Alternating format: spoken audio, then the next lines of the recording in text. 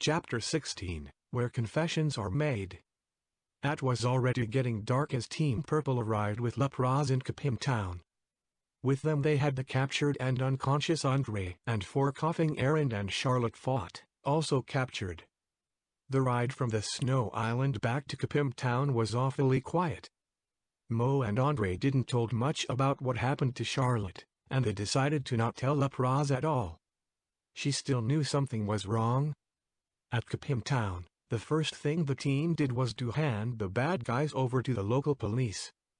They were surprised how beaten up the Gurish Ice was, but didn't ask questions about it. They thought he just took long to defeat. To everyone's disappointment, the key wasn't at Mount Avalanche. After the fight they searched the whole area but no sign of anything interesting. No key, no other treasures, no Articano. At least they now knew where not to search and hoped the other teams had more luck. "Do you need a place to stay for the night?" Officer Magnezone asked them as Team Purple was about to leave. "No thanks. We already know a place," Aaron answered and turned around to the officer. "All right. Good night you 3. We and the Explorer Guild will take from here," Magnezone said and went back to his police business. Nothing had changed since Mo and Aaron were the last time in Kapim Town.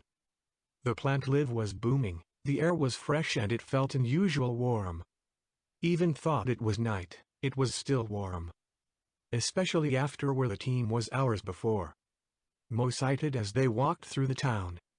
Many memories were connected with this town. His old hometown. There were many nice memories, but also memories Mo tried to forget. Tried to leave behind. It was a mix between nostalgia and trauma for him. Even though it was his home he didn't felt welcome and just wanted the night to be over so he could go back to the guild. Not long after, Team Purple walked by a hotel. Hotel and Restaurant Delicati. A small hotel for tourists and travelers with 3 stars. Mo stopped in front of the hotel door and wished his teammates a good night as he wanted to go inside. This took the other 2 completely by surprise. "Where are you going?" Aaron asked confused and almost tried to grab Mo with his ribbons to keep him close. "I'm renting a room for me?" Mo asked him back. "We wanted to go and stay at your parents' house," Aaron reminded Mo. "I thought we talked about this?" "I am not going to my parents and stay here for the night," Mo explained. "I don't care about how much the night costs or what my parents will say when you arrive there without." "Why?" Aaron asked. "I moved away for a reason. I tried to not contact them for a reason. I had enough trouble for today. Especially after today," Mo explained while he tried to stay calm. "I told you what my parents are like. Meeting them would be cringy." They looked at each other in silence. "Look, I need some time for myself now. You can say hi to them for me," Mo said, took the adventurer bag from Aaron, wished them a good night and went in. "Are you sure you don't want to come? Who knows when you're going to see them again?" Aaron tried to reason with Mo one last time.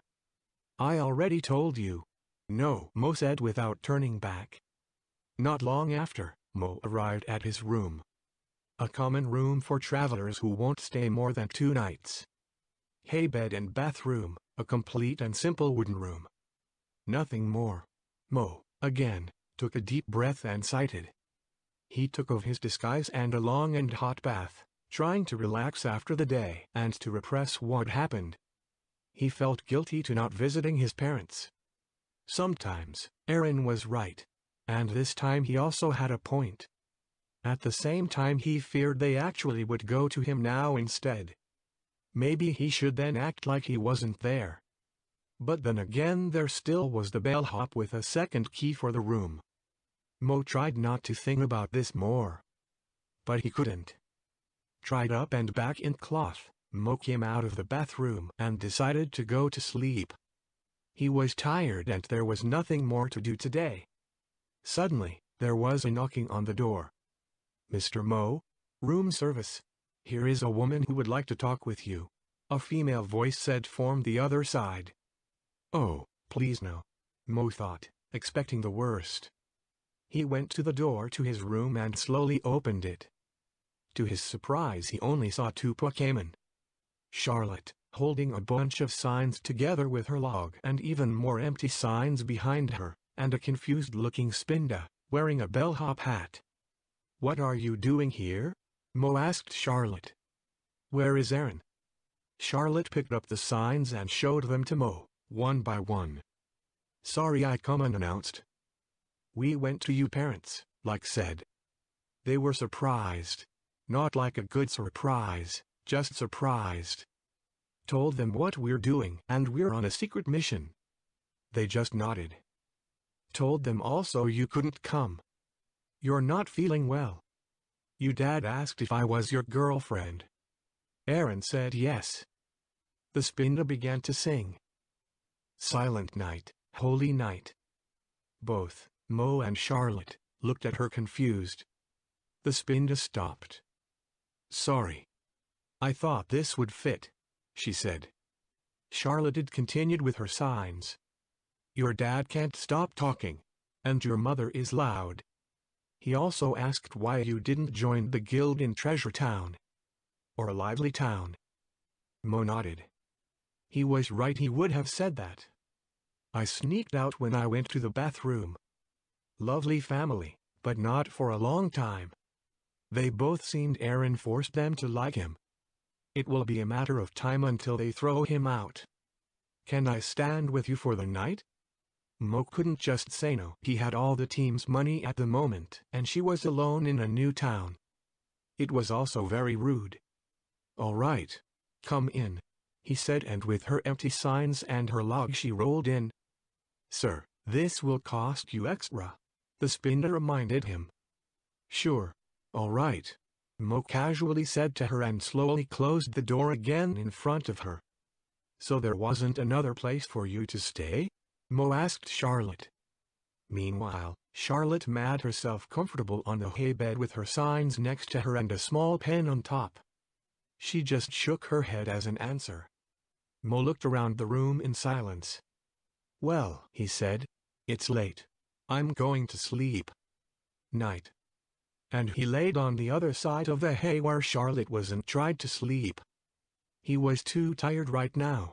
He didn't care. But it was hard. In comparison to the hay back at the guild, it was too hard for him and a little smelly as well.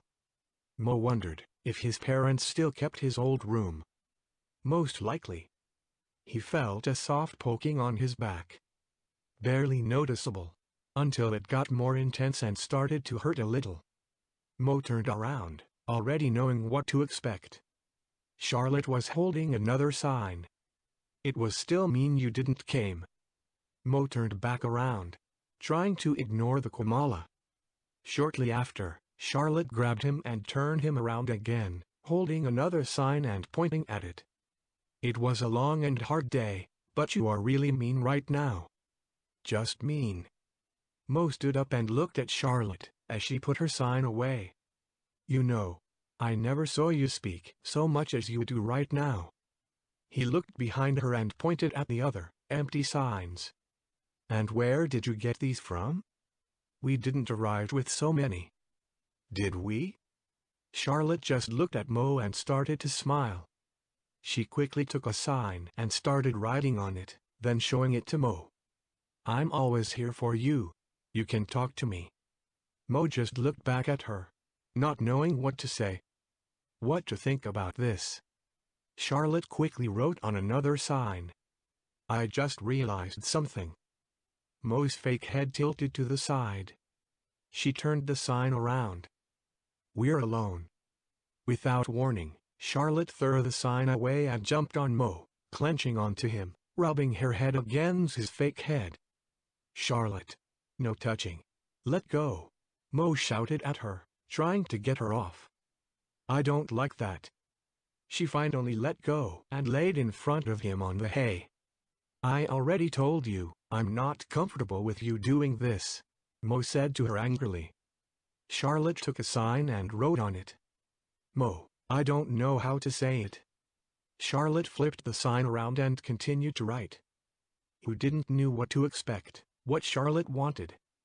But he expected the worst for him. She then showed it to him. I think I love you. Suddenly, Mo felt really warm and cold at the same time. His heart was racing and didn't know what and how to feel. Similar to that one time together in the bath on their first day.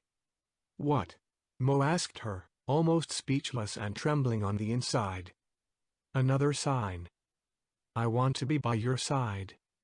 Always. Flipping the sign around. Do you want to be my boyfriend? Charlotte blushed a little, but kept smiling as she held the sign. It was hard for Mo, but he had to tell Charlotte how he felt. A young woman, she knew for just a few weeks and confessed to him. Mo took a deep breath, gathered his courage and said it. No. It took some time for Charlotte to realize what Mo just said and quickly wrote. What? Mo was now more nervous than before. He didn't know if he just broke her heart. If what he just did was a bad idea. I can't be and I don't think I want to be. Because I don't love you, he confessed, trying to sound serious. Charlotte put her sign back down as Mo proceeded to explain his reason for rejecting her. The thing is, I'm not sure if I'm even able to love. Charlotte held the other sign back up. What? You say now that you love me. What about tomorrow or the day after? How can I be sure you won't stab me in the back? Mo asked her. Charlotte tilted her head to the side, took a sign and wrote on it. You don't trust me? I learned a long time ago not to trust anyone. Every Pokémon is for themselves in the world. Some just work together because they have to. I'm trying to not get attached to anyone so they can't hurt me when they leave. Mo explained to her, sounding more serious than she probably ever heard. Another sign by Charlotte, who now had in a shocked. Mo never saw her this way before. That's terrible. I won't do that. I appreciate what you said about love, but I can't share this. To be honest, I don't even see you or Erin as a friend. Mo continued to explain. Charlotte just looked at Mo for some time, looking even kind of angry herself. Then she wrote. But we are friends. Mo nodded.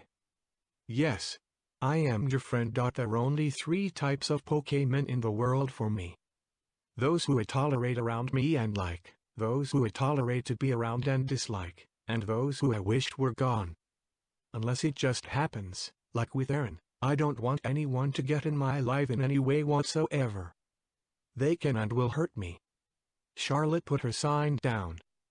Trust no one but respect everyone. Never make relationships in the workplace. In the end nothing matters except inner peace. Mo added to his speech. Charlotte took another sign. While writing on it she stopped from time to time and just looked at Mo with an emotionless expression.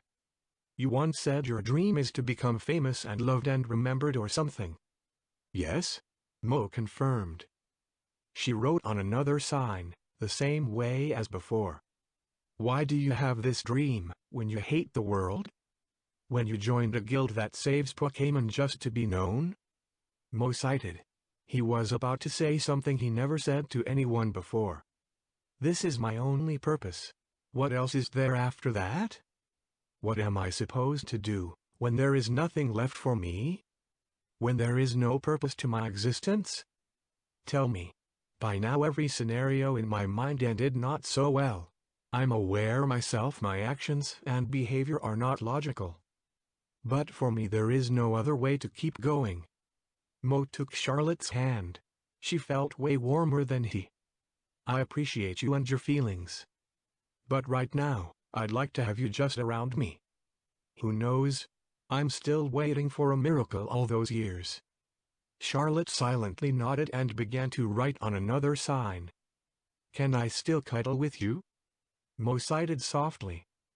Okay, all right. Just as he said that, she jumped on him again, as if nothing had happened before.